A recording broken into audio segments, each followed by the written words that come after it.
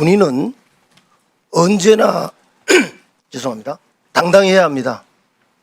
적이 지켜보고 있고 부하들이 지켜보고 있기 때문입니다. 군인은 명령에 죽고 명령에 삽니다. 만약에 통수권자가 부당한 명령을 했다면 거부를 했어야 합니다. 명령에 복종했다면 당당하게 책임을 져야 합니다. 책임을 회피하기 위해서 비굴하게 하는 행동은 바람직하지 않습니다. 차관님께 질문을 하겠습니다. 작년 12월 9일 국방부는 국군 통수권은 윤석열 대통령에게 있다는 입장을 발표했죠. 예, 그 입장 그대로 유효합니까?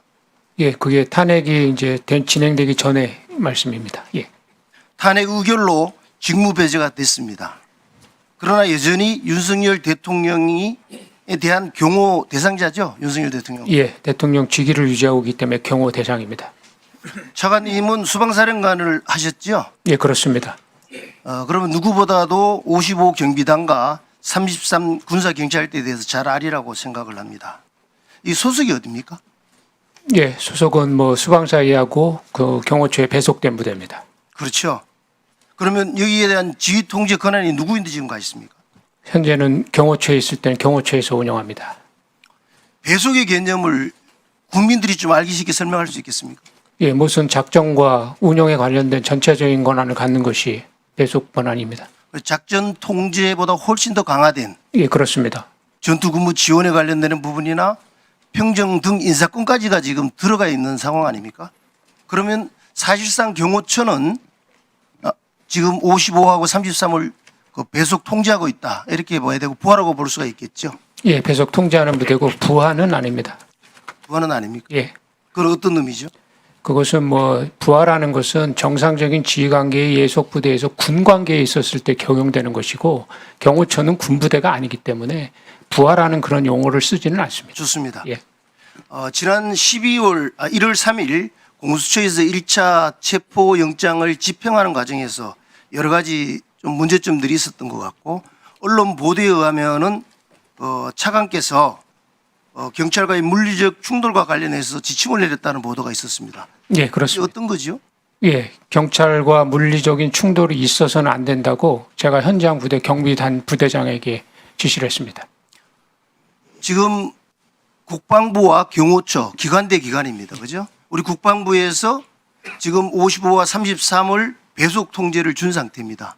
그런데 그와 관련돼서 임무수행에 이견이 지금 생기는 상황이거든요.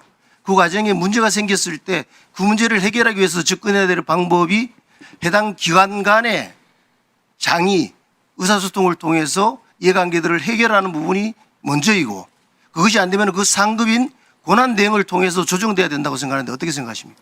예, 말씀하신 대로 관련돼서 제가 경호처장, 경호처 차장하고 1차 소통을 했고요. 저희 입장을 설명을 드려서 경호처 입장은 뭐였습니까? 그때 답변이 없었습니다.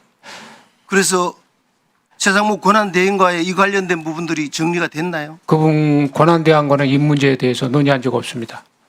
그 논의를 해야 되는 거 아닌가요? 왜냐하면 서로 다른 기관의 이해관계가 맞지 않는 상태라면은 그 상급 기관의 장에 의해서 조율되지고 평화적이고 좀 문제가 해결될 수 있는 방안으로 해결해야 된다고 생각을 하는데 제가 보도에 나온 내용으로 놓고 봤을 때는 바로 55 단장에게 장관 대행인 차관께서 직접 전화를 해서 지금 이런 지시를 했다라는 거거든요. 예, 그렇습니다. 그래서 지휘관계에 있어서 문제가 없다고 생각하십니까? 예, 저는 문제가 없다고 생각합니다. 저는 원소속 부대의 책임으로서 모든 부대의 지휘 통제를 할 수 있는 권한을 갖고 있는 사람이고 그와 협조 관계에 있는 경호처에 우리 입장을 전달을 했고 그 선상에 있어서 그 부대에다가 정확하게 입장과 행동해야 될 것을 전달하고 지시할 수 있는 권한이 있다고 생각합니다. 그렇게 됐을 때 55 단장이나 그 이하에 있는 장병들의 입장에서는 지금 경호처에 배속이 되어 있는 상태에서 지휘 통제를 받습니다. 그렇잖아요? 그런데 장관은 지금 다른 이야기를 한다고 했을 때 지휘 통제에서도 위배될 뿐만 아니라 혼란이 오지 않겠습니까? 위원님, 그것은 정당한 명령과 부여된 임무에 맞았을 때의 얘기입니다. 제가 볼 때는 여부를 어떻게 판단하십니까? 그 장관이 그냥 법을 집행하는 과정 속에서 이루어지는 것에 우리 군병력을 투입해서 그것에 어떠한 물리적 행위를 하는 것이 정당하지 않고 부여된 임무라고 생각하지 않습니다. 그와 관련해서 예. 지금 대통령 측에서는 그 영장 청구 자체가 위법하다고 지금 이야기하는 건 모르고 계십니까? 그것이 위법하다고 규정이 난 것도 아니고 정당하다고 규정이 난 것도 아니지 않습니까? 아니 지금 그 부분과 관련해서 정당하다고 난 것도 아닌 상태인데 그걸 중간에 끼어 들어가지고 지휘라는 게 있지 위법하다고 경쟁이 난 것도 아니지 않습니까?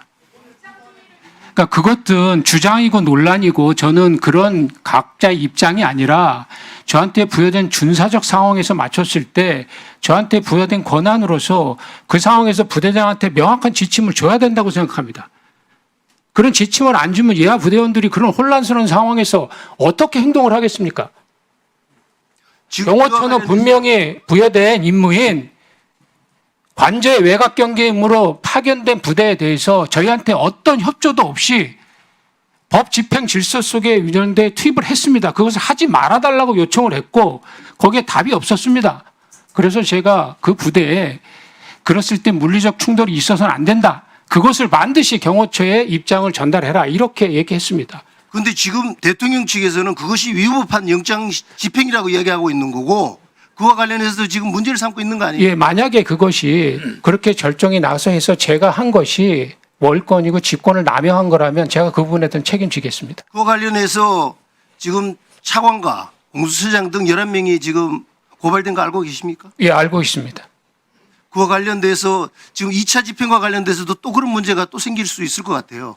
예, 그건 제가 아까 말씀드렸습니다. 55단 예하의 부모들 입장에서는 상당히 걱정이 많이 될 것 같습니다. 이 부분들을 문제 해결을 55단장한테 지시해가 하는 것이 아니라 실질적으로 지금 경호처장이나 권한 대행을 통해 가지고 문제를 평화적으로 해결하는 방법을 좀 얘기해 주세요. 예, 말씀하셔서 지금 경호처에 저희들이 그런 입장을 얘기했고 아까 말씀드린 경호처는 저희들의 입장을 수용해서 그런 일이 발생하지 않을 것이라고 저희한테 입장을 줬기 때문에 뭐 그것은 그런 상황이 발생하지 않을 것이라고 생각을 하고 있습니다. 네, 추미애 의원님 기대해 주십시오.